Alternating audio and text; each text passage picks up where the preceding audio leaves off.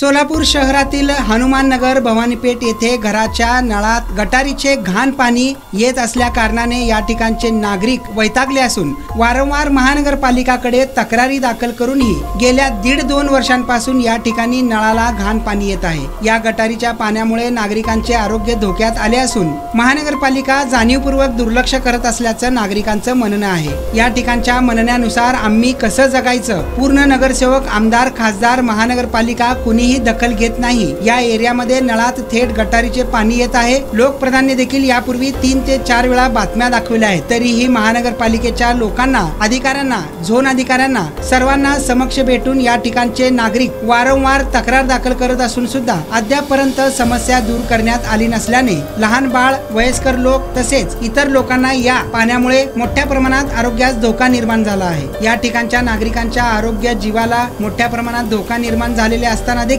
नागरिक तक्रार करून देखील महानगरपालिका, झोन अधिकारी, महानगरपालिका आयुक्त दुर्लक्ष करीत असल्याचं लोकप्रधान समोर या ठिकाणचे नागरिक सांगत आहेत। आमच्या जीवाचा खेळ चाललेला असून हा खेळ प्रशासनाच्या दारी मांडून देखील अद्याप न्याय मिळाला नसल्याची खंत या ठिकाणच्या नागरिकांनी लोकप्रधान समोर मांडली आहे। इम्रान सगरी, लोकप्रधान न्यूज, सोलापूर।